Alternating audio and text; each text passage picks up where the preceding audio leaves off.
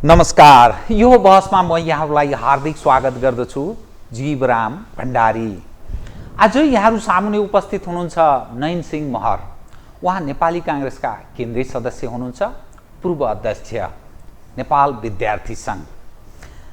उहाँसँग आज म समसामयिक विषय उठान गर्ने प्रयास गर्नेछु। नेपालको राजनीतिमा नेपाली काङ्ग्रेसको इतिहास पुरानो छ। विक्रम सम्वत 2003 सालमा स्थापना भएको काङ्ग्रेस लामो समयदेखि आफ्नो छवि एउटा प्रजातान्त्रिक पार्टीको रूपमा स्थापित गर्न सफल पनि छ।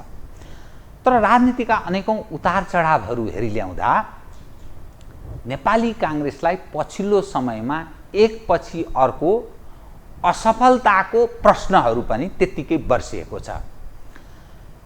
नेपाली काङ्ग्रेसमा नेतृत्व पङ्क्तिमा पाको मानिसहरूको अर्थात् बुढो मानिसहरूको वर्चस्व भयो र युवा पुस्ता भूमिका शून्य भए भन्ने प्रश्न एकातर्फ छ भने सैद्धान्तिक विचलन जसलाई बीपीको काङ्ग्रेस भनिन्छ, बीपी कोइराला, गणेश मानसिंह, कृष्ण प्रसाद भट्टराई, स्वर्ण शमशेर जस्ता नेताहरूले नेतृत्व गरेको नेपाली काङ्ग्रेस सैद्धान्तिक हिसाबले यो विचलित भयो।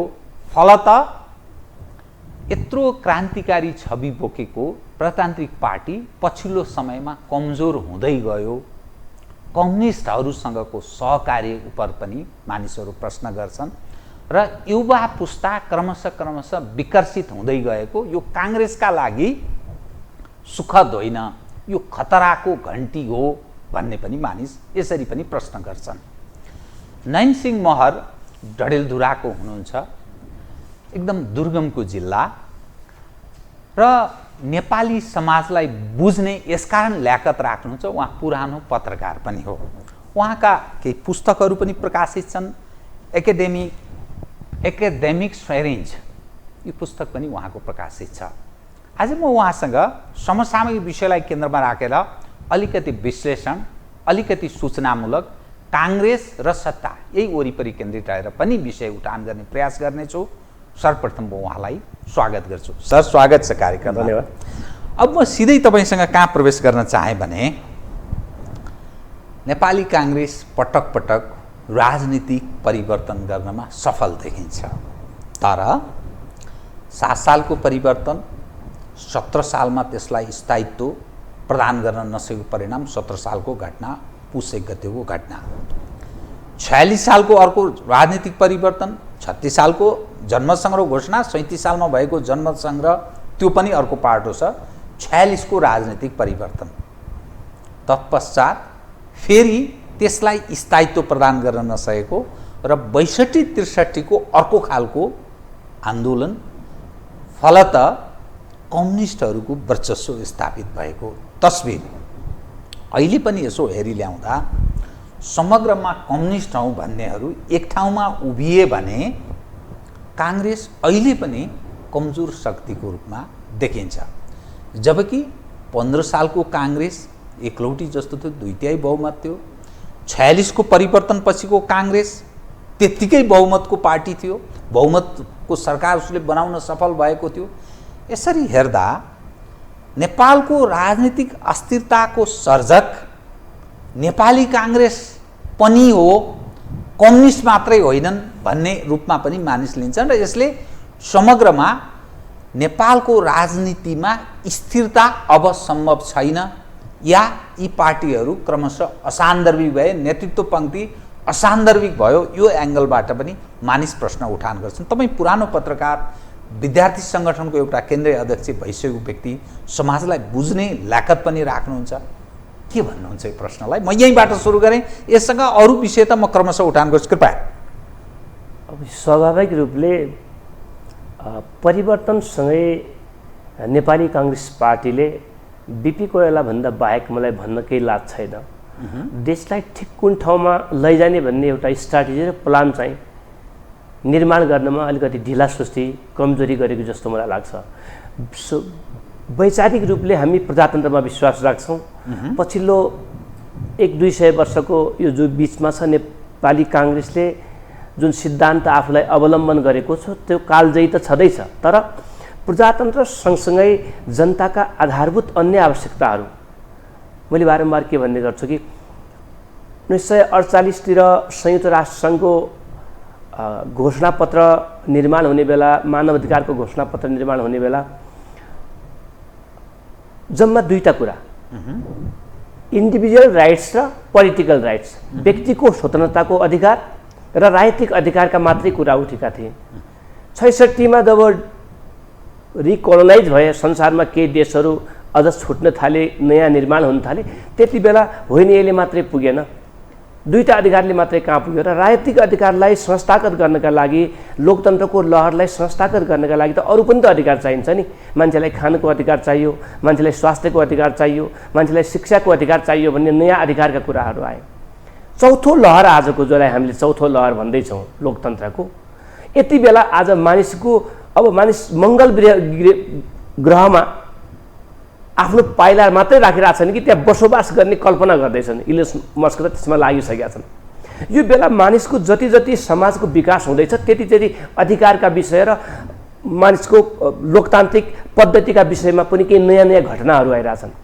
अहिले चाहिँ भन्ने हो भने अहिले चाहिँ मान्छेलाई पहिचानको अधिकारको कुरा आइसक्यो, पर्यावरणका कुरा आए, क्वालिटी अफ लाइफका कुरा आए।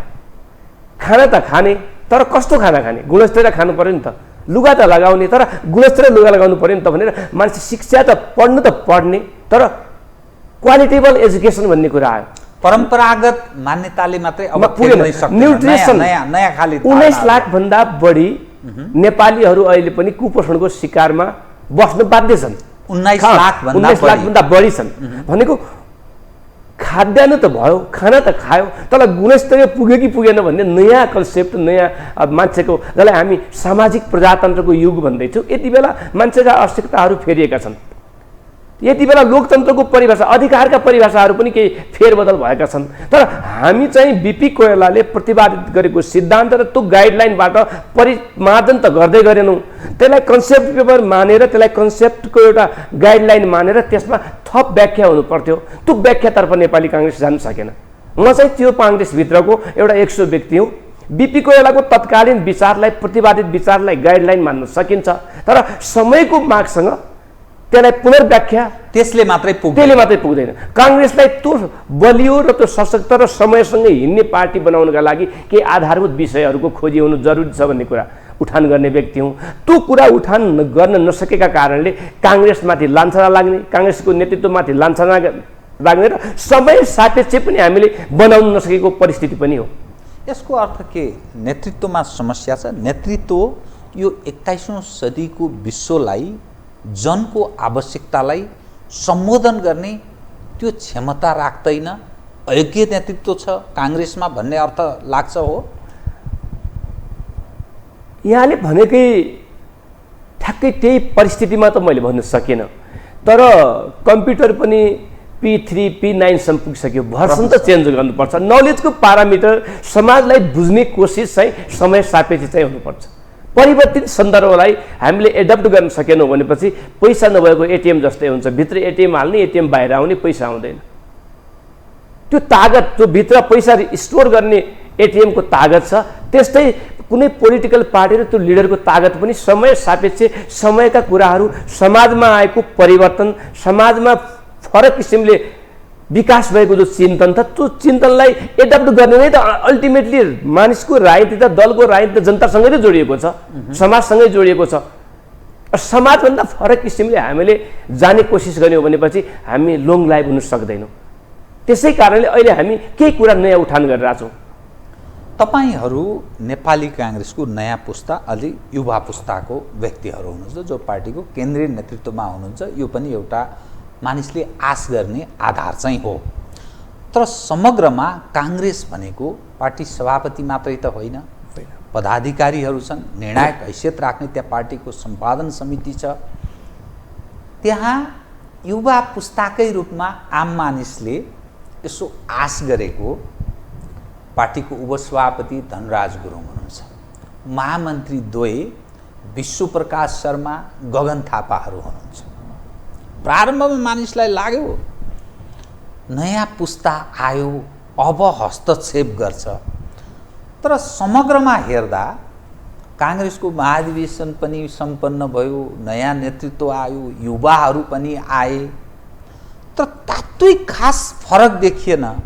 त यसको अर्थ त्यो युवा पुस्ता सक्षम छ भन्ने त्यो पुष्टि हुने आधार जो नयाँ पुस्ताले हस्तक्षेप पनि गर्दछ र त्यो चाहिँ सक्षम छ है। बुढाहरू पुरानाहरू चाहिँ समस्या हुन्, नयाँ चाहिँ धेरै योग्य छन् भन्ने कतिपयलाई जो विश्वास लाग्दछ त्यो त पुष्टि भएन त। यसको अर्थ के हो? यो यहाँलाई मैले अनुरोध गर्नुपर्छ, पहिलो कुरा हामी युवा पुस्ताको त्यति साह्रो नेतृत्व गर्दैनौँ। नेपालको विधान कानुन संविधानले बिलो 40 नै युवालाई परिभाषित गरेको छ। एउटा कुरा युवाको रूपमा नगर्नौ, अब एउटा 40 प्लसलाई युवा नगर्नौ, अब लिडर भइसक्यो। र त्यसैमा पनि पार्टीको केन्द्रीय समितिमा सदस्यका रूपमा पदाधिकारीका रूपमा भइसकेका मानिस त साँच्चीकै पार्टीका नेता भइसक्यो। अब त पार्टीको नेताको रूपमा त्यो स्थापित छन् त यी व्यक्ति, के हैसियत राख्छन्? कतै देखिँदैन। अब युवाको परिभाषाभित्र हिजो हामी पनि युवा थियौँ, अलिकति युवाबाट आज माथि जाँदैछौँ। तीन थरीका युवाहरू हाम्रो समाजमा मेरो विचारमा मैले देख्ने गर्छु। एउटा साँच्चीकै समाजको परिवर्तनका लागि एउटा जीवन बोकेर लाग्ने मान्छे, समाज साँच्चीकै परिवर्तन गर्नुपर्छ, समाजभित्र केही समस्या छन्, यी समस्याको हल गरेर नेपाललाई साँच्चीकै परिवर्तित स्वरूपको एउटा परिवर्तनमुखी नेपाल निर्माण गर्नुपर्छ भन्ने जुनसुकै च्यालेन्ज पनि सहनका लागि तयार रहने एउटा पुस्ता छ। एउटा अवसरको खोजीमा भौतारिने पुस्ता छ। कहीँ केही पाइप हाल्छु कि अवसर पाउँछ नि त, त्यहाँ त जानै पर्छ भनेर राजनीतिभित्र होस् कि समाजको अन्यन्त्र निकायमा होस् एउटा अवसरका लागि दगुर्ने पुस्ता छ। एउटा चाहिँ फलानाले खाएर समाप्त गरिसक्यो, मैले किन नखाने भनेर अर्को तेस्रो पुस्ता छ। जसरी भए पनि खानुपर्छ, त्यो लिनुपर्छ भन्ने पुस्ता छ। यो पुस्ता हाम्रो राजनीतिभित्र पनि समाजको अन्यन्त्र सबै समग्र सोसाइटीभित्र यसले आफ्नो आफ्नो समयमा यसले खेल खेल्ने यो प्ले गर्छ। हाम्रो पार्टी नेपाली काङ्ग्रेसको सन्दर्भमा हिजो सबै युवा हुँदै आज वयस्कतर्फ कोही मेच्योर्ड भइसके, कसैलाई हामी बुढा पनि भन्दैछौँ। त्यो पुस्ता नेपाली काङ्ग्रेसभित्र अहिलेको वर्तमान सन्दर्भ भन्नुहुन्छ भने एकचोटि यहाँले भनेको प्रश्नभन्दा अलिकति फरक जाने हो भने अस्ति गठबन्धनको सवालमा मैले पार्टीमा आफ्नो कुरा राखेँ। के राख्नुभयो? 4वटा पुस्ताको व्यवस्थापन बिना, 4वटा पुस्ता भनेको एउटा हाम्रो पार्टी सभापति शेरबहादुर देउवा, रामचन्द्र पौडेल, केबी गुरुङ, तारानाथ राणाबाट लगायतको पुस्ता छ। त्यस्तो पुस्ताको त्यो फर्स्ट लेयर 165वटै निर्वाचन क्षेत्रमा 2-4 जना मानिस छन्, सङ्घर्ष गरेका छन्, जेल गरेका छन्, अवसर चाहिँ कहिले पाएन। अवसर पाएको भए तिनी पनि राम्रो चलाउन सक्थे भन्ने उहाँहरूमा हिम्मत छ। त्यो पुस्ता छ जो अन्तिम पटक मेरो उमेरको अब चाहिँ करिब समाप्तितर्फ म जाँदैछु, म लास्ट रिभोल्ट गर्छु। अहिलेसम्म केही पाएका छैनन्। अब म एकचोटि भए पनि धेरै जस्ता नेताहरू त हिजो हामी राजनीति गर्दैनौँ अब त भन्नेहरू पनि अब त गठबन्धन भयो भने त सबैले जित्ने नै हो नि भन्ने पनि मसँग धेरै कुराकानी पनि हुन्छ। त्यो पुस्ता एउटा। त्यसभन्दा पछाडिको मसम्मको, त्यसभन्दा पछाडि तपाईँसम्मको, मसम्मको 2टा पुस्ता।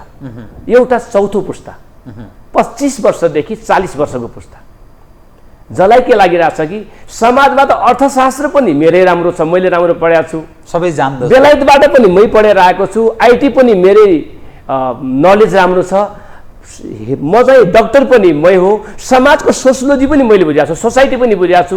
र नेट इन्टरनेटदेखि लिएर अहिलेको दुनियाँ जो मैले यहाँलाई भने मङ्गल ग्रहमा जो पुग्न खोजिरहेको छ त्यो दुनियाँसँग त मैले कम्पिटिसन गर्न सक्छु नि त। कहाँ यी बुढाहरू अगाडिकाहरूले बाढ राखेर नेपालले बन्न दिन लाग्छन् भन्ने चिन्तन राखेको पुस्ता एउटा छ। त्यो पुस्ता 49% छ।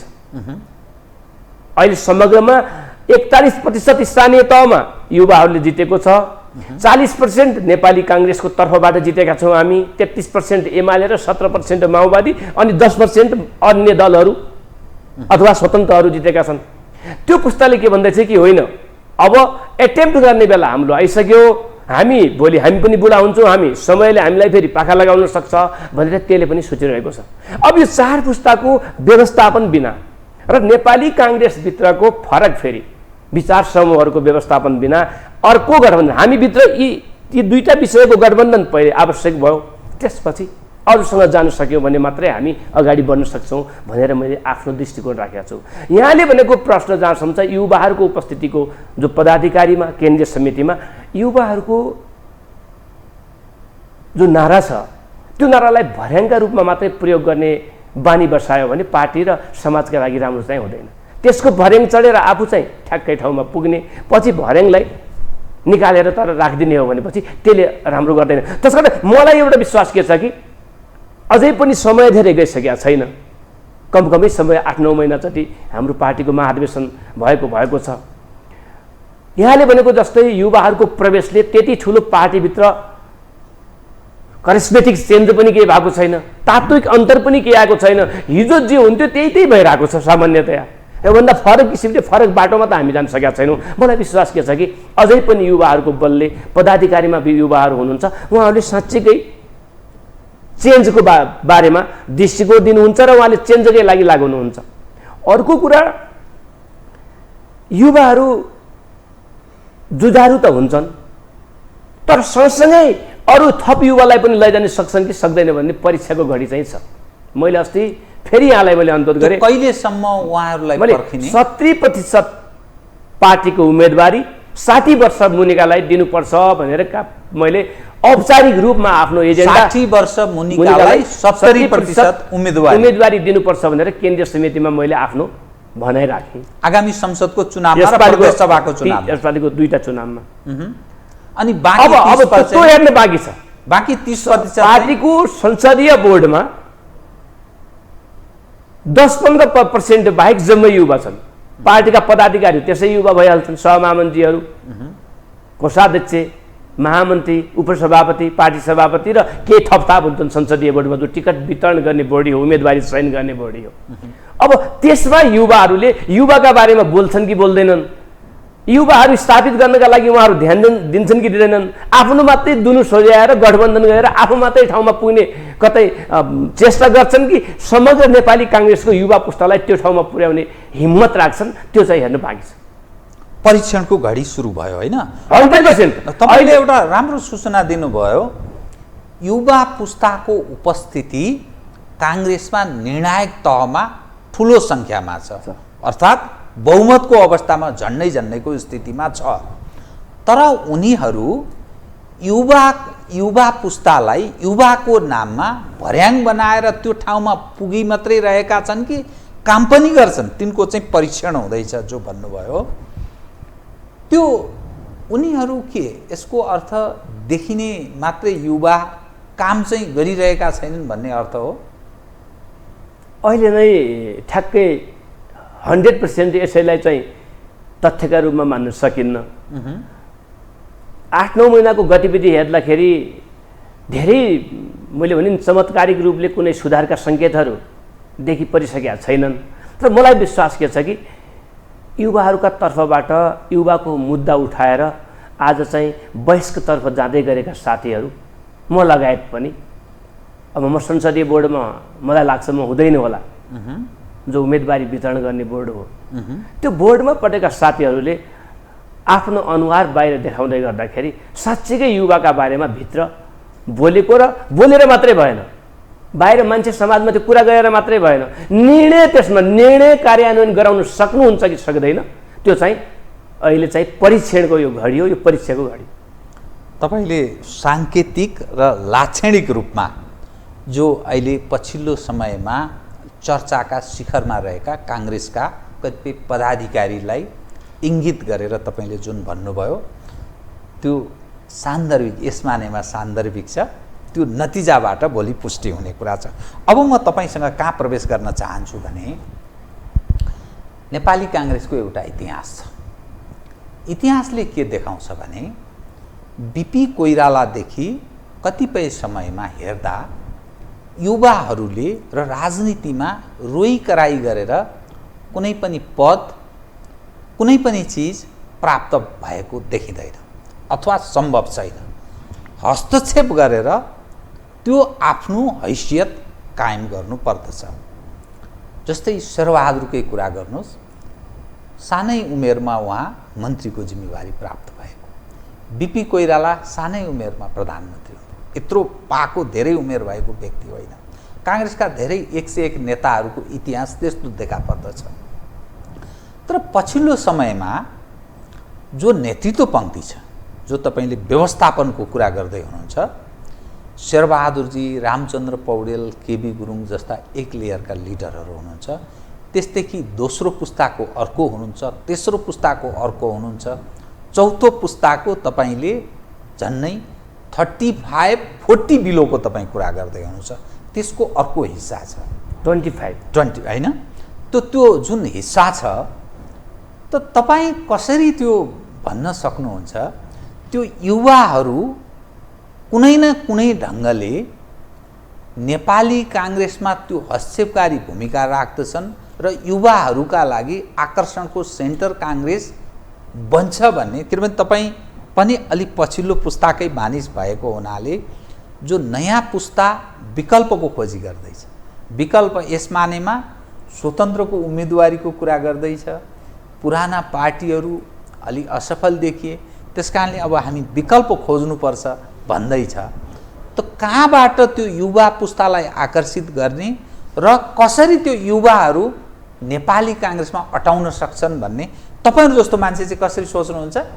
दुईटा कुरा। नेपाली काङ्ग्रेसको सम्पन्न भएको महाधिवेशनमा पनि हामीले क्रियाशील सदस्य वितरण गर्ने बेलादेखि नै इनिसियल पिरियड थियो, प्रारम्भिक बिन्दु थियो, त्यहाँबाट हामीले 40 कै रेन्जमा 40% हाराहारीमा हामीले वितरण गर्यौं। त्यसैको आधारमा प्रतिनिधिहरू पनि चयन भए। त्यसको करिब करिब डबल भन्छु म, करिब करिब 60% भन्दा बढी केन्द्रीय समितिमा, प्रदेश कमिटीमा युवाहरूको विजय भएको छ। 60% भन्दा बढी त्यहीँबाट युवाबाटै आउँदाखेरि मैले 40 बिलो होइन कि त्यसलाई 60 बिलोमा झारेको छु। अब तिनीहरूको उपस्थिति भइसकेपछि अब अहिले हामी दुईटा चुनावको सम्मुखमा भएका कारणले यति बेला हामीले स्थानीय चुनावमा पनि 40% उहाँहरूलाई स्थान दिलाउन सफल भयौँ। त्यसलाई बढाउनु पर्थ्यो, अझ बढाउनु अर्कोमा प्रयास गरौँला, तर हुँदै नभएको भन्ने होइन। हामीले एउटा जागरुक बनाएर सबै साथीहरू त्यहाँ पुग्नु भएको छ र अब दुईटा चुनावमा पनि उम्मेदवार बनाएर हामी उहाँहरूको उपस्थितिलाई अगाडि बढाउनुपर्छ भन्ने कुरा एउटा। प्रतिनिधि सभा र प्रदेश सभाको चुनाव अवसरको कुरा एउटा मैले यहाँलाई भने अगाडि 70% उम्मेदवारहरू 60 वर्ष मुनिका हुनुपर्छ भन्नु खोजेकै त्यही थियो। दोस्रो कुरा, युवाहरूलाई अरू ठाउँमा पनि अवसर दिएर 1500 भन्दा बढी दिनका दिन विदेश जाने जो अवस्था छ, नेपालमा जो क्षमता पनि राख्थ्यो, जोसँग बुद्धि पनि थियो, जोसँग तागत पनि थियो, त्यो जम्मै जो ब्रेन ड्रेन भइरहेछ, त्यसलाई नेपालमै राखेर नेपालको वृत्ति विकासमा लगाउन सक्छौँ, यहाँको विकासमा योगदान दिन सकिन्छ भन्ने आभास दिलाउने कुरा दोस्रो कुरा। तेस्रो चाहिँ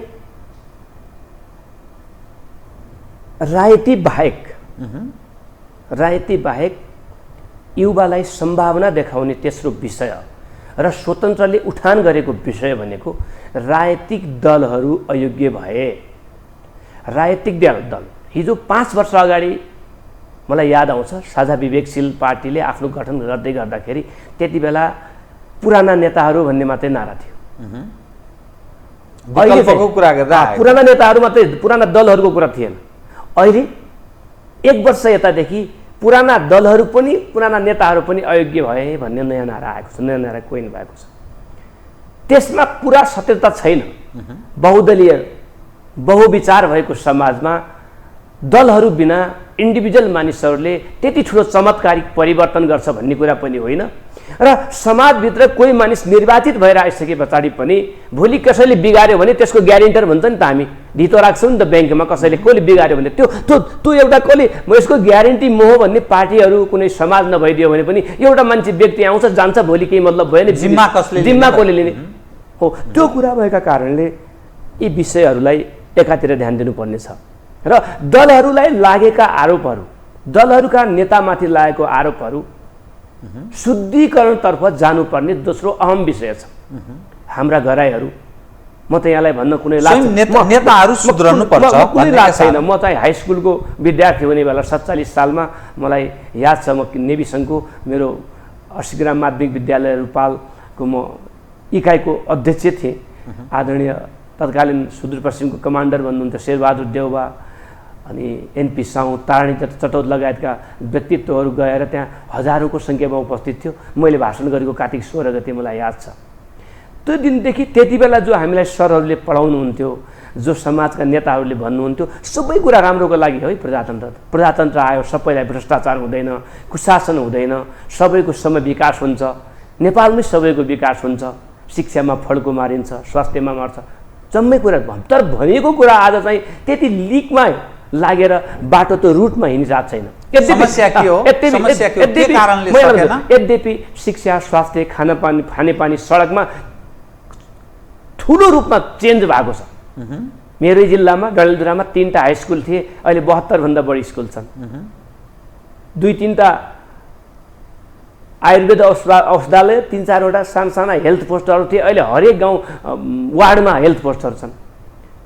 अतिरिक्त हुलाकपछि स्थापना भयो। प्रजातन्त्रले ठुलो देन दियो, सडकको हिसाबमा ठुलो फड्को मार्यो, तर पनि भ्रष्टाचारको आरोप लागेको जो हिजो हामी त्यति बेला हामी सानसाना सुन्दै थियौँ, राजाको पम्फादेवीको पैसा स्विस ब्याङ्कमा छ भनेर हामी हाई स्कुलमा हुने बेला हामीलाई सुनाइन्थ्यो। अथवा न्यायको हिसाबले नमिता सुमिता काण्ड भनेर हामीलाई सुनाइन्थ्यो। त्यो काण्ड दोहोरिनु पर्ने अवस्था, त्यो भ्रष्टाचारका कुराहरू फेरि यो व्यवस्थामा सुनिनुपर्ने अवस्था त राम्रो भएन नि त। त्यो नभएको भए, रुल अफ लले, कानुनी शासनले राम्रोसँग काम गरेको भए, नेताहरूमाथि नैतिकताको प्रश्न नदोहोरिएको भए, नेता पनि जम्मै होइनन्, हरेक दलका 15% जति नेताहरूको कारणले म जस्ता र मभन्दा तलका सबै साथीहरूमाथि कोही त हवाई चप्पल लगाएर जो तपाईँले परिवर्तनका लागि 46 सालमा लडेको थियो, आज पनि उसँग हवाई चप्पल लाउन सक्ने अवस्था छैन। जहाँको त्यही छ, तर उसले पनि गाली खाइरहेछ फेरि ती 15% को कारणले। हो, त्यो अवस्था जुन किसिमले आएको छ त्यसको उत्तर दिन नसकिकन हामीलाई पत्याउने अवस्था छैन। मेरो विचार भन्नुहुन्छ भने म त्यसमा लाग्छु, मेरो पुस्ता त्यसमा लाग्नुपर्छ। समस्या कहाँनिर रह्यो जसका कारण तपाईले अघि भन्नुभयो ब्रेन ड्रेनको, दिनको 1500 का दरले युवा पंक्ति विदेश गइरहेको छ काम गर्न वा पढ्न वा अरू विभिन्न कारणले। एकातर्फ यो स्थिति छ, दोस्रो करप्सन व्यापक छ अर्थात् भ्रष्टाचार धेरै छ र जनका अनेकौं प्रश्न छन् नेतृत्व पंक्ति उपर। त्यसबाट ऊ स्पष्ट हुनुपर्छ अर्थात् पब्लिकलाई विश्वासमा लिन सक्नुपर्छ, तब मात्रै जनले पत्याउँछ। जुन तपाईले जेन्युन विषय उठान गर्नुभएको छ, त्यो कहाँनिर समस्या छ जसका कारण अहिलेको नेतृत्व जनताका माझमा त्यो स्पष्ट पार्न सक्दैन? के कारण हो त्यो समस्या? अहिलेको शीर्ष तहमा लागेको नेतृत्वलाई एउटा ठुलो साहस भएको, एउटा ठुलो मोरालिटी भएको एउटा कालखण्डमा हामीले मान्नुपर्छ।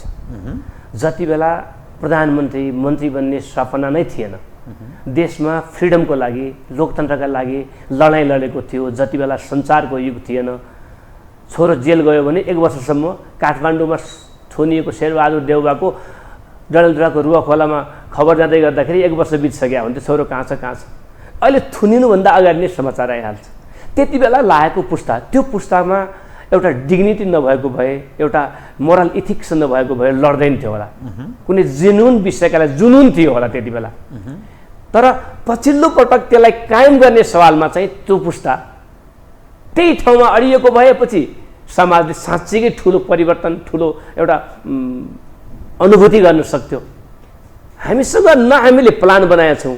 46 सालको प्रजातन्त्र आउँदा आउँदै नेताहरू 46 सालसम्म लडेछन्, तर प्रजातन्त्र आयो, लोकतन्त्र आयो भनेपछि देशलाई कुन बाटोमा लग्ने, कुन मोडेलमा हामीले कति वर्षमा कहाँ पुर्याउन सकिन्छ भन्ने एउटा स्ट्राटेजी, देशको निर्माणको पनि त स्ट्राटेजी पनि हुन्छ। म यति वर्षमा मेरो देशलाई यहाँ पुर्याउँछु, मेरो मोडेल जाने बाटो यो हो, यसरी यो मोडेलबाट यहाँ पुर्याउँछु भन्ने आश्वस्त पार्ने मात्रै हो कि त्यसलाई कार्यान्वयन गर्न सक्ने। र स्वयं नेताहरूको लागि एउटा कोड अफ कन्डक्ट बनाएको भए, आचार संहिता बनाएको भए, यो मोरालिटी नेतालाई चाहिन्छ। कम्बल ओरेर घिउ खाने नेता हुन सक्दैन, ट्रान्सपेरेन्ट हुनु पर्यो नेता। नेता झुट बोल्नु भएन भने यो टाइपको कोड अफ कन्डक्ट हामीले बनाएको भए हामीसँग लामो दृष्टिकोण भिजन बनाएर अगाडि बढाए भए यो अवस्था आउन सक्दैन थियो।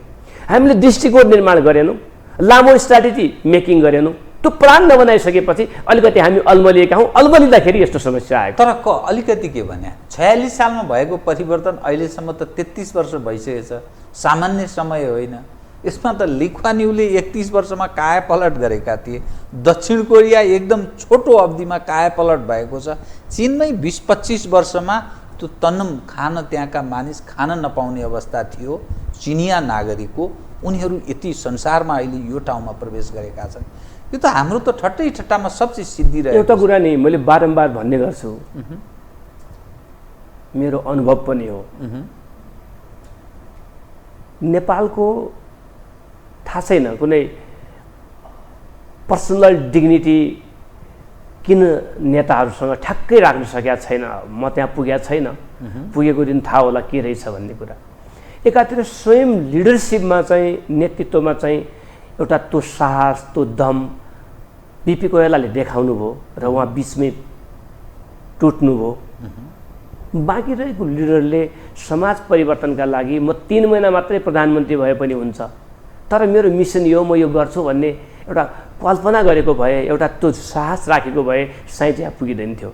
नत्र कस्तो छ कि नेपालको पछिल्लो पटक हामीले यसो यसलाई सामाजिक अध्ययन गर्दाखेरि कुनै पनि व्यक्ति, राष्ट्रपति, प्रधानमन्त्रीदेखि लिएर एउटा क्लबको अध्यक्ष र तपाईँको यही टेलिभिजनको अध्यक्ष समेत पनि आउने बेला बडो साहस, बडो एकदम तामझामका साथ आउने, तर त्यो बहिर्गमन हुँदै गर्दाखेरि एकदम लुत्रे बनाएर त्यसको जति क्षमता थियो त्यो केही पनि थिएन, यो एकदम फटाहो भन्ने टाइपले त्यसको बहिर्गमनको बेला त्यो बन्ने सामाजिक परम्परा पनि हामीले बिपी कोइरालादेखि आजसम्म हेरेर छौँ। आजसम्म पनि मैले देख्छु यसो इतिहास हेर्दाखेरि हामीले बिपीको शासन त देखेनौँ। केपी ओलीको 2/3 रजगज हेऱ्यौँ, हाम्रै बहुमतको सरकार हेऱ्यौँ। आउने बेला एकदम बडो गजबले मान्छे स्थापित हुने, के नहोला तर जाने बेला सायद हाम्रो देशको जियो पोलिटिक्स जो भू राजनीतिक अवस्था हामी भन्छौँ, चीन र भारतको पनि हामीले सम्पूर्ण रूपमा कन्भिन्स गएर सहयोग लिन सके हो कि। म चीन र भारतको मात्रै गल्ती छ भन्दैन, तर हामीले पनि कन्भिन्स गर्न सक्नु पर्थ्यो। दुईटा देशलाई नेपाल निर्माणको, नेपाल बिग्रियो भने त तिमीहरू पनि बिग्रिन्छौ, नेपाल बनेन भने त तिमीहरू पनि मात्र समस्या आउँछ, सँगै जोडिएका छौँ। त्यसकारणले नेपाल बनाउने हाम्रो प्रयासमा तिमीहरूले सहयोग गर्नुपर्छ भनेर हामीले कन्भिन्स गर्न सकेको भए आज जहाँ छौँ हामी त्यहाँ हुँदैन थियो। त समस्या बहुत धेरै छ होइन। तपाईँले ठिकै विषयलाई उठान गरिदिनुहोस्। म तपाईँसँग कहाँ प्रवेश गर्न चाहन्छु भने नेपाली काङ्ग्रेसको जुन इतिहास छ त्यो निरन्तरताको वर्तमान हेर्दा काङ्ग्रेसलाई निरन्तरता दिने हेल्पिङ ह्यान्ड विद्यार्थी संस्था, भातृ संस्था, सङ्घ संस्थाहरू छन्। तर त्यो भातृ संस्थाहरू नेपाली काङ्ग्रेसको लथालिङ्ग, भत्ताभुङ्गको अवस्थामा छ। पार्टीका विभागहरूले पनि अझैसम्म पूर्णता पाउन सकेको छैन। पार्टीभित्र गुट उपगुटको अर्को खतरनाक अवस्था पनि छ। त तपाईँहरू जो काङ्ग्रेसको सुन्दर भविष्यको जो सपना देखिरहनु भएको छ, जुन प्रयत्नमा सायद लाग्नु पनि भएको होला, त यो के भएको, यो बताइदिनुहोस् त। व्यक्तिवादी प्रवृत्तिले चाहिँ समाजकै कुरा गर्दाखेरि समाजका सबै अङ्ग प्रत्यङ्गमा समस्या पारेको छ। नेपाली काङ्ग्रेस त्यही समाजको एउटा अङ्ग भएका कारणले यो भित्र पनि व्यक्तिवादी प्रवृत्ति, मैले पाएँ भनेपछि विधान कानुन संशोधन गरेर पनि ठिक छ, होइन भने अरूले वैधानिक दृष्टिकोणले पनि पाउनुहुन्न भन्ने एउटा चिन्तनले हाम्रो पार्टीभित्र पनि केही नेताहरूमा, केही कार्यकर्ताहरूमा, ममा, अरूमा यस्तो व्याप्त देखिन्छ। मेरो लागि फलानु व्यक्ति अध्यक्ष भएन भने त खत्तमै हुन्छ, त्यसकारणले चुनाव गराउनुहुन्न। यो मान्छे मेरो लागि, मेरो खिलाफमा बोल्न थाल्यो, यसलाई हटाइहाल्नुपर्छ। यो भनेको निरङ्कुश चरित्र मात्रै हो। यो कम्युनिजममा हुन्छ या त निरङ्कुशतामा मात्रै हुन्छ। काङ्ग्रेसभित्र यद्यपि काङ्ग्रेसभित्र यसले काम गर्दैन। काङ्ग्रेसभित्र साँच्चीकै हामी बचेका नै हामी हाम्रा बिचमा चाहिँ एकदम तमामु बहसहरू, तमामु छिद्रहरूबाट हामी हाम्रा कुरा राख्न सक्ने भएका कारणले हामी बचेका हौँ। नभए त हामी कुकर जस्तै विस्फोट भइहाल्थ्यौँ। प्रेसर कुकरबाट जस्तो भेन्टिलेसन छ त्यस्तो तमाम भेन्टिलेसन हाम्रो पार्टीभित्र हुनुपर्ने हो। त्यो अलिकति कम छ। हामी व्यवस्थापन गर्न खोज्दैछौँ। मलाई के लाग्छ कि अहिले हामीलाई सुध्रिनुको विकल्प यहाँले भनेका भाती संस्थाहरू मेन्टेन नगरेका कारणले मैले अस्ति केन्द्रीय समितिको बैठकमा मैले थुप्रै कुरा उठाएँ। 35,790 जनाको नयाँ मानिसलाई हामीले नेता कार्यकर्ताको जिम्मेवारी दिन सक्छौँ। यो बाटोमा लागौँ। टोल कमिटी छन्, टोल कमिटीलाई फुलफिल गरौँ। वार्ड कमिटी छन्, वार्ड कमिटीलाई फुलफिल गरौँ। त्यो भित्रका 7-8वटा जो स्तरका कमिटी छन् त्यसलाई फुलफिल गरौँ। त्यसका विभागहरू बनाऊँ। भाती संस्थाहरूको हरेक माध्यमिक विद्यालयदेखिको +2 देखिको चाहिँ जो कमिटी बनाउन्थ्यो नेभी सङ्घ निर्माण गरौँ। तरुण दल, महिला सङ्घ, किसान सङ्घ सबै संस्थाहरूमा र प्रदेश कमिटी पनि बनाऊँ। अनि केन्द्रीय कमिटी पनि बनाइसकेपछि मैले पार्टीको केन्द्रीय समितिमा 35,790 जनाले नयाँ जिम्मेवारी पाउँछन् भनेर मैले प्रस्ताव पेश गरेको छु। अनि पो स्वतन्त्रहरूको अब नेभी सङ्घको आज 8 वर्ष भइसक्यो महाधिवेशन भएको छैन। तरुण दलको त्यही अवस्था छ, महिला सङ्घको त्यही अवस्था छ, दलित सङ्घको त्यही अवस्था छ, किसान सङ्घको त्यही अवस्था छ। नयाँ युवाहरूले यसका बारेमा पनि थाहा पाएको छैनन्, जिम्मेवारी पनि पाएका छैनन् भनेपछि त उनीहरू त कहीँ कतै यस्तै रहेछ। यो बहुदलमा पनि स्वतन्त्रसँग लाग्यो भने त राम्रै हुने रहेछ नि भन्ने लाग्यो नि त। हामीले त्यो सिकाएनौँ। त्यो सम्पर्क टुट्दैछ, प्रतिस्पर्धा टुट्दैछ र त्यो डेमोक्रेटिक पार्टीको छवि पनि त्यसमाथि पनि आँच आउँदैछ। यसको अर्थ विधानसम्म चलिरहेछ भन्ने मान्ने आधार कमजोर देखियो। विधान नियम कानुनले काम गर्न सकेन भने आँच त आउँछ। यसपालि हामीले केन्द्रीय समितिको बैठकले निर्णय गरेका छौँ तुरुन्तै जति सक्यो यथाशक्य चाहिँ हामी भाती संस्था बनाउँछौँ। त्यसपछि यो 2 तहको जो चुनाव छ प्रदेश केन्द्र सङ्घको यस पछाडि हामी महाधिवेशनमा जान्छौँ र यही बिचमा हामी विभागहरूको पनि तयारी गर्छौँ भनेर हामीले डिसिजन गरेका छौँ। मलाई के लाग्छ कि फेरि यहाँले भने जस्तै नयाँ कमिटी आएको छ। केन्द्रीय समितिमा थुप्रै नयाँ अनुहारहरू आएका छन्। सबैले दायित्व बोध गरेर अगाडि बढ्न सक्यौँ भनेपछि मलाई चाहिँ असम्भव जस्तो लाग्दैन। मैले त साँच्चैकै राम्रो सुन्दर विकसित नेपाली काङ्ग्रेसको नेतृत्वमा सम्भव छ। र अहिलेको पछिल्लो जो मैले भने चौथो लोकतन्त्रको लहरको जो दुनियाँ हो, अहिले त युरोपमा त चौथो लोकतन्त्रमा त मान्छेलाई मर्नुपर्ने अधिकारका लागि मर्न पाउनुपर्छ भनेर अधिकारका लागि समेत लडिरहेको जो दुनियाँ छ, यति बेला नेपाली काङ्ग्रेस पार्टी नै यो सबै कुराहरूको नेतृत्व गर्न सक्ने पार्टी हो। तर 33 वर्षदेखि काङ्ग्रेस नेतृत्वमै त छ कि सत्तामा छ कि प्रतिपक्षको भूमिका निभाइरहेको छ। यसको अर्थ सत्ताको वरिपरि नै छ, कहाँ नेतृत्व बाहिर छ र? तर देशको त हालत अविगतमा छ। धेरै कुराहरू मैले यहाँलाई अगाडि भने विकासका आधारले, मानवीय चेतनाको आधारले, सूचकाङ्कको आधारले नेपालको जो सीमारेखा थियो त्यो माथि बढेकै छ। सञ्चारमा नेपालको अहिलेको पहुँच हेर्नु, सडकमा हेर्नु, स्वास्थ्यमा हेरौँ, शिक्षामा हेरौँ, मान्छेको उमेर नै बढेर 10 वर्ष बढिसकेको संसारमै छ। त्यो नेपालमा मात्रै नेपालले पनि त तपाईँको चाहिँ हामी नेपालले पनि त विश्वसँग कम्पिट गर्नुपर्छ नि त। केही कमिटमेन्ट छ। WHO को मापदण्ड मान्न हरेक देश, हरेक सरकार बाध्य छ। संसारका IMF देखि लिएर वर्ल्ड ब्याङ्कहरूका कतिपय मापदण्डहरू मान्नै पर्छ, त्यो रुल एन्ड रेगुलेसन। त्यसले कुनै पनि सरकार त्यो पथमा जान बाध्य छ। जुनसुकै सरकार भए पनि त्यस्तो अन्यथा हुने। हाम्रो कमिटमेन्ट नै 30 वर्षभित्रै हामी यतिका सुविधाहरू युक्त नेपाल बनाइसक्छौँ भन्ने छ नि त। त्यसमा चाहिँ बाटो हिँडेकै छ। तर समस्या भनेको के हो कि मलाई भन्न लाज छैन, 1-2 करोड कसै व्यक्तिले 1-2टा व्यक्तिले खायो भन्दैमा नेपाल नबन्ने चाहिँ होइन। तर संसदको मर्यादालाई ख्याल नगरेर जसरी नीतिगत भ्रष्टाचारमा नेपाल फस्ने डर छ र फसिरहेको छ। ट्रान्सपरेन्सी इन्टरनेसनलले भन्यो एसियाको सर्वाधिक भ्रष्ट देश नेपाल। व्यक्तिगत तवरले त एउटा ठाउँमा होला, नीतिगत रूपले संसदले पोलिसी मेकिङ गरेर सरकारले जसलाई कार्यान्वयन गर्नु पर्दछ त्यो संसदभित्र हामी पोलिसी बनाउने सवालमा, नीति निर्माण गर्ने सवालमा नीतिगत भ्रष्टाचारतर्फ यदि उन्मुख भयौँ भने त्यसले नियन्त्रण गर्न सकेन भनेपछि नेपालमा नीतिगत भ्रष्टाचार भएको छ भनेर त बारम्बार सबै भनिरहेका छन्। यसलाई निरन्तरता यसलाई रोक्नुपर्छ। अबको संसद यसपटक भन्दा पछाडि बन्ने संसद अबको संसद, अबको सांसद नैतिकवान हुनु पर्यो। अबको सांसदले विकास संसद उठ्दै गर्दाखेरि म विकास गर्छु भनेर ग्यारेन्टी लिनु भएन। विकासको ग्यारेन्टी सरकारको। सांसदले यहाँ पुल हाल्छु, यहाँ मोटर बाटो, त्यो के भन्नुपर्छ? सांसदले म देश निर्माणका लागि आवश्यक कानुनको तर्जुमा गर्छु, देशलाई सरकारलाई हिँड्नका लागि मैले पोलिसी मेकिङ गर्छु, नीति बनाउँछु, त्यो कार्यान्वयन कसले गर्छ? सरकारले गर्छ। त्यो सरकारलाई ठिक ठाउँमा राख्ने काम मेरो हो, म त्यहाँ गर्छु। र एउटा सांसद नीतिगत भ्रष्टाचार भनेको सांसद विकास कोष उदाहरणका लागि जसलाई मोनिटरिङको आवश्यक व्यवस्था हामीले बनाएका छैनौँ। योजनाको इस्टिमेट पहिले नै हामी त्योभन्दा डबल टाइपले त्यसको डिजाइन गर्छौँ। यो कुरा संसदले गर्दैन। संसद पोलिसी मेकिङमा गर्छ, तर संसदलाई दिने फेसिलिटी पनि राज्यले दिनुपर्छ।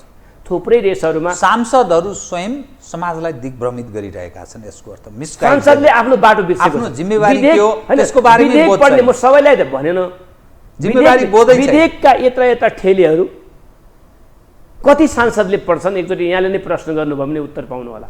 अब म तपाईसँग नि, तपाईहरूको मूल प्रतिस्पर्धा कोसँग छ यो देशमा राजनीतिक हिसाबले? हाम्रो दुश्मन भनेको त हामीले जनताको गरिबीलाई नै भन्छौँ। तर राजनीतिक प्रतिस्पर्धा कुन पार्टी, कुन पक्ष, कुन विचारसँग छ? राजनीतिक प्रतिस्पर्धा भनेको अब यो पार्टीहरू पनि नेपालको सन्दर्भमा आवश्यकता अनुसार बन्ने र भत्किने भए। तर हामी प्रजातान्त्रिक प्रणालीमा विश्वास राख्ने, मानवाधिकारमा विश्वास राख्ने, हामी बहुदलीय र बहुविचारमा विश्वास राख्ने पार्टीका कार्यकर्ता नेता भएका कारणले हाम्रो प्रतिस्पर्धा भनेको कम्युनिस्ट जो वामपन्थी शक्ति छ, कुनै बेला मिल्छ, कुनै बेला फुट्छ, थुप्रै विकेन्द्रित हुन्छ। तर प्रारम्भदेखि बीपीको शासनकालदेखि नै बीपी र पुष्पलालको जति बेला चाहिँ नेपालमा दुईटा विचारको जसलाई बीपीले सहकार्य गर्न चाहनु भएन, कम्युनिस्टहरूसँग चाहनु भएन, र त्यही विचारसँग हाम्रो प्रतिस्पर्धा छ। तपाईहरू यतिखेर सहकार्य गरिरहनु भएछ कोसँग? मूलत माओवादीसँग, अनि मधेस केन्द्रित भनिने पक्षसँग पनि, मोहन विक्रम सिंहसँग पनि, माधव कुमार नेपालसँग पनि, बाबुराम भट्टराईहरूलाई त तपाईहरूले जिताउनु नै भयो। तालमेल भोलिका दिनमा उहाँहरूसँग गर्ने भनेर नेपाली काङ्ग्रेसको सेन्ट्रल कमिटीले आधिकारिक हिसाबले काङ्ग्रेसको नेतृत्व पङ्क्तिले निर्णय गरिसक्यो। 165 निर्वाचनमध्ये काङ्ग्रेस कति क्षेत्रमा लड्छ, कतिवटा सिट काङ्ग्रेसलाई प्राप्त हुन्छ र कम्युनिस्ट हौ भन्नेसँग तपाईँहरूको प्रतिस्पर्धा छ भन्ने मान्ने के त्यो कसरी प्रतिस्पर्धा छ? यो त मिलिजुली खाने कुरा हो। के भनेको यो बताउनुहोस् त। जुन कुरा नहुनु पर्ने थियो त्यो कुरा भयो। के भएको? किन गणेश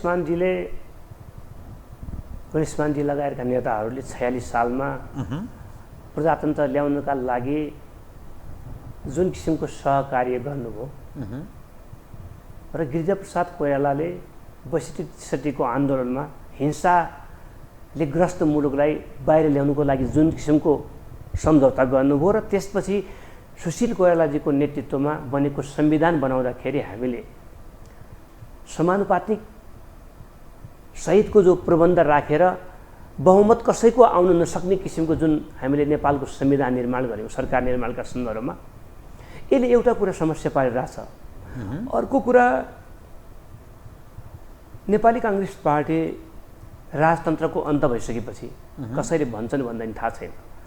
मैले चाहिँ बारम्बार के भन्ने गर्छु कि नेपाली काङ्ग्रेस पार्टी नेपालको राजतन्त्रको अन्त भइसकेपछि यो सत्तामा होस् वा प्रतिपक्षमा होस्, यसले 23 सिट ल्याओस् या 138 सिट ल्याओस्, तर यो देशको संस्थापन पक्ष पार्टी हो। यो विपक्षमा भए पनि यसबाट मानिसले खोज्छ। सत्तामा अरू हुन्छन् तर नेपाली काङ्ग्रेसबाट खोजिरहेको हुन्छ। नेपाली काङ्ग्रेसले के भन्छ भनेर जनताले पनि हेरिरहेको हुन्छ। त्यसकारण हाम्रो यो हामी कसरी भएका हौँ भन्दाखेरि हाम्रो केही जनताका लागि बनाएको जो डेमोक्रेटिक प्रिन्सिपल छ, जो प्रजातान्त्रिक हाम्रो जो सिद्धान्त छ, लोकतान्त्रिक प्रणालीको जो हाम्रो आधारभूत विषय छ, राजनीतिक विषय छ, त्यसका कारणले हामीमाथि विश्वास गर्छन्। त्यो कारणले पनि हामी जानुपर्ने छ। अर्कोतर्फ नेपाली काङ्ग्रेसले यहाँले जो भन्नुभयो 46 सालदेखि परिवर्तन भइसकेपछि मैले अगाडि नै भनिसकेँ, नेपाली काङ्ग्रेससँग पार्टीको निर्माणको बारेमा र देश निर्माणका बारेमा स्पष्ट दृष्टिकोण 20 वर्ष 30 वर्ष 40 वर्षमा यहाँ पुग्छौँ, यसरी यो बाटोबाट यो मोडेलमा हामी देश बनाउँछौँ, पार्टी पनि बन्छ भनेर अगाडि बनाएको भए हामी अलमल लिन्थ्यौँ। अलिकति अल्मलिएका छौँ, अल्मलिरहेको छ, कोरेको छैन, गन्तव्य अझै स्पष्ट छैन। यो खिचडी मलाई भन्नुहुन्छ भने म नेपाली काङ्ग्रेस पार्टीभित्र म गठबन्धन हुनुपर्छ भन्नेमा विश्वास राख्ने मान्छे होइन। अब तपाईँलाई मैले नि 2 प्रश्न गरेँ कि म कार्यक्रमको ठिक अन्त्यमा आएँ कि चुनावको सम्मुखमा छ देश, मङ्सिर 4 गते चुनाव हुँदैछ, प्रदेश सभा र प्रतिनिधि सभाको। राजनीतिक हिसाबले हेर्दा काङ्ग्रेस कुन गन्तव्यमा जान खोजेको, कम्युनिस्ट कुन गन्तव्यमा जान खोजेको, कुन काङ्ग्रेस हो कुन कम्युनिस्ट हो, मान्छेले सामान्य मानिसले भ्यू पाउन नसक्ने स्थितिमा छ। काङ्ग्रेसलाई किन मत दिने, कम्युनिस्टलाई किन मत दिने, त्यसमा पनि मानिसको प्रश्न छ। अब आगामी जो सरकार बन्छ फेरि मिलिजुली बन्ला, त्यो सरकार बनेर के हुन्छ, त्यो निराशा मात्रै हात लाग्छ। त्यस कारणले त्यो यथास्थितिमा मुलुक चल्न सक्छ त, चल्छ त। यो 2टा कुरा, सरकार राज्य होइन, सरकार राज्यको प्रतिनिधि हो, जसले सारा चीज संयोजन व्यवस्थापनको जिम्मेवारी उसैको छ। हिजोको केपी ओली नेतृत्वको सरकार, हाम्रो एमालेको श्रद्धेय अध्यक्षजी नेतृत्वको सरकार नै राज्य हो भनेर देशलाई कम्युनिस्टीकरणतर्फ लैजान खोज्नुभयो। तमामु व्यथित भए भ्रष्टाचारका बारेमा, सुशासनका सवालमा, नेपालको संविधानले नै च्यातेर संसद विघटन गर्ने सवालमा तमामु कुरा भए। हामीले टेक्स्टको मुक्तिका लागि धेरै कुरा कति भएको छ मलाई थाहा छैन, तर आज संविधान त कम्तीमा आफ्नो ट्र्याकमा अगाडि बढेको छ।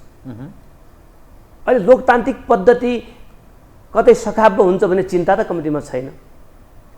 मानिसहरू मरिरहेका थिए, महामारीको त्यत्रो बेजोग थियो, त्यसबाट कम्तीमा आज भ्याक्सिन त सबैले पाएका छन्। लोकतान्त्रिक सरकारको, नेपाली काङ्ग्रेस नेतृत्वको सरकारको यो उपलब्धि हो, तर यसले मात्रै पुग्दैन। अब गठबन्धन बन्ने हो भने गठबन्धनभित्र हामीले पनि नेताहरूलाई भनेका छौँ, जो गठबन्धनको एग्रिमेन्ट गएका छन्, जसले बाँडफाँडको विषय बनाउँदैछन्, जो शीर्ष तहमा छन्, हामीले प्रश्न कुरा उठाएका छौँ। गठबन्धन केका लागि? अमुक व्यक्तिलाई सांसद, मन्त्री र प्रधानमन्त्री बनाउने हो भने मैले भन्नुहुन्छ हुँदैन, थाहा छैन, तर मलाई मेरो दिमागमा लाग्छ आजसम्म बनेका मन्त्रीमण्डलहरू, अक्सर मन्त्रीमण्डलहरू, सबै त नभनौँ, अक्सर मन्त्रीमण्डलहरू नवधनाढ्य उत्पादन गर्ने किसिमका भयो भन्ने जनताको आरोप त छ नि। त्यसको उत्तर खोज्ने बेला त भयो नि त। अब कुनै व्यक्तिलाई सांसद बनाउने, कसैलाई मन्त्री बनाउने, कसैले जिएम बन्ने, कोही राजदूत बन्ने, अथवा कोही सचिव त्यसले नियुक्त गर्ने र कोही प्रधानमन्त्री बन्नका लागि मात्रै पदीय जिम्मेवारी लिने, तर देशको स्थिति जहाँको त्यही हुने, जनताको प्रश्न, राजनीतिलाई यसबारेमा मेरो रामचन्द्र पौडेल जो वरिष्ठ नेता हुन्छ उहाँसँग मेरो धेरै कुरा मिल्छ, धेरै कुरा मिल्दैन, यो कुरामा विषय मिल्छ, धेरै कुरा मिल्छ। उहाँ त फेरि उम्मेदवार हो, फेरि प्रधानमन्त्री, फेरि सभापति, 90 वर्षसम्मको आश गरिरहनु भएको। राजनीतिलाई सम्मानित बनाऊ भन्ने, जहिलेसम्म आफ्नो नेतालाई भगवान त यहाँ छैन, हामीले देखिरहेको छैनौँ, तर सबै समाजको रूपान्तरणको जिम्मा लिएको नेता,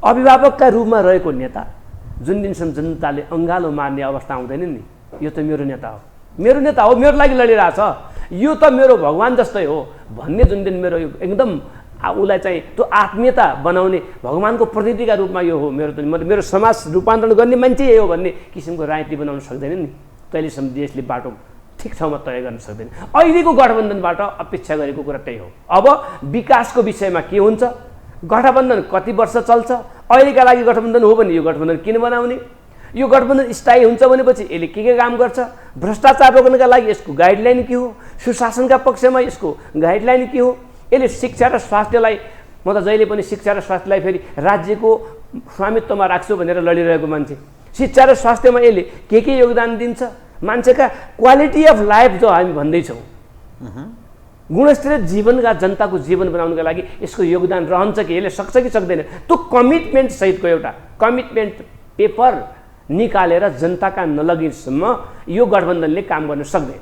गठबन्धन फगत पदका लागि मात्रै सिद्ध हुनेछ, अन्यथा होइन त? स्वाभाविक रूपले। हस्, तपाईँसँग म अरू केही विषय कुरा गर्न चाहन्थेँ, समयले यसमा साथ दियो, कार्यक्रममा आइदिनु भयो, बहुत धन्यवाद छ यहाँबाट। आदरणीय दर्शकवृन्द, उहाँ हुनुहुन्थ्यो नयन सिंह महर, नेपाली काङ्ग्रेसका केन्द्रीय सदस्य, समसामयिक विषयलाई केन्द्रमा राखेर गरिएको कुराकानी। म सहित मेरो सम्पूर्ण युनिटलाई कार्यक्रमबाट बिदा दिनुहोस् र यो टेलिभिजन हेर्दै रहनुहोला। नमस्कार।